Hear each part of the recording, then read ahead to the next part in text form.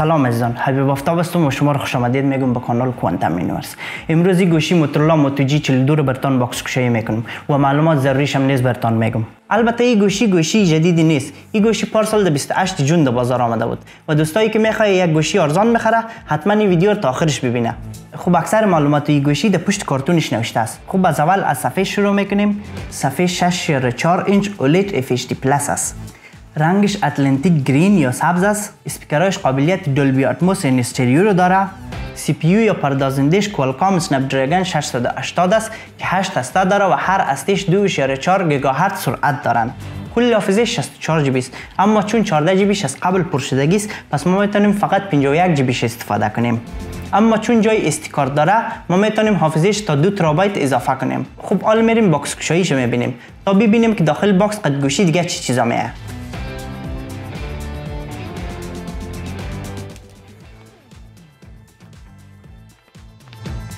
گوشیش مارک موتورولا، نام موتورولا. بیرون میمونیم به فعلا تا بغل. دیگه میبینیم چی هست. خب این هم یک سری کاغذاتی که هیچ کس هیچ وقت نمیخونه. اینیش ما نیاز داریم. سیم ایجکتر تول یا کلید در SD کارت بگویم براتون. یک دانه پاور بریک آلیس پوشه. اوه تقریبا فاست چارجینگ است. 20 وات. البته گوشی خودش 18 وات سپورت میکنه. این 2 وات اضافه تر است. خیلی عالی. ایش هم یک دانه سیم حدود تقریبا 60 سانت. این طرفش USB A استک، این طرفش هم USB C استک. دوستای USB A میگن و این طرف هم USB C میگن. خب این رو میمانیم این طرف. ایش هم میمانیم اینایش هم میمانیم یا شغاله ایش اوسو کلش اوسو میکنیم. واو. خب یک دانه پوش ژیله‌ای یا محافظ ژیله‌ای است که شفاف است یا بگم ترانسپرنت است. خیلی عالی. البته برای گوشی‌هایی که خیلی قیمت تر هستند این چیزایش باید جدا بگیری. خوبی گوشی‌ها همیست که هر چیز قد خودشان میه. ایش بر دیگه گوشی‌ها باید 30-40 یورو بریزیش بدی. دیگه بریزیش هم که از 10-15 یورو بریزیش بدی. بر سامسونگ حتی 45 تا 50 یورو است فقط پاور بریکش.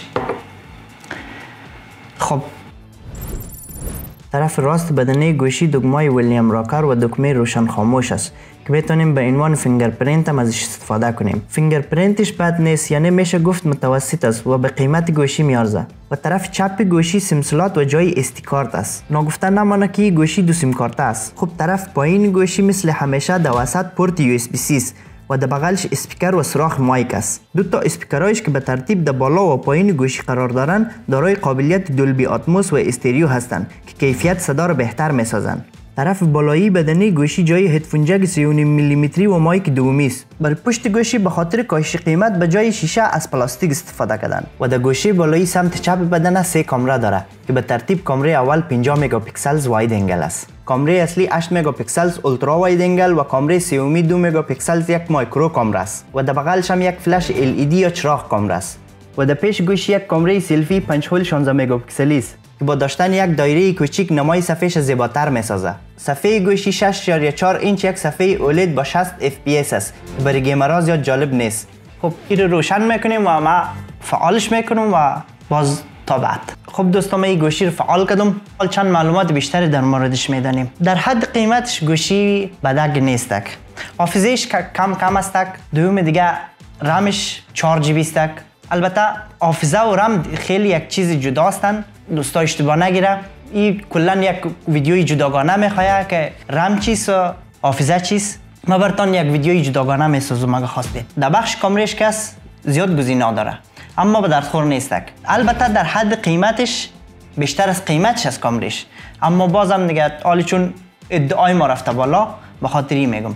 خب به هر حال اینا عکسایی از قدش گرفتیم یک عکس از حیات خانه با کامره 50 مگاپیکسلیش گرفتیم که میشه گفت بهترین کامره شمی است و این عکس قد کامره 8 مگاپیکسلیش که دارای بازترین زاویه است گرفتیم و این هم یک عکس 2 مگاپیکسلی با مایکرو کامرش اصلا به درد نمیخوره.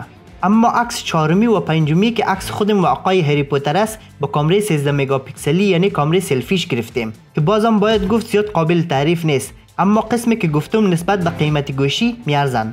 این فانکشن ها رو موتورلا داره که اینطوری کنی فلش اشتغال میشه، باز رقمی کنی خب فلش خاموش میشه، یعنی رقمی کنی باز کامره سلفیش خود به خود اتومات فعال میشه. اگه بخوای اسکرین شات بگیری باید 3 ناخن تا در روی صفحه هم زمان بانی.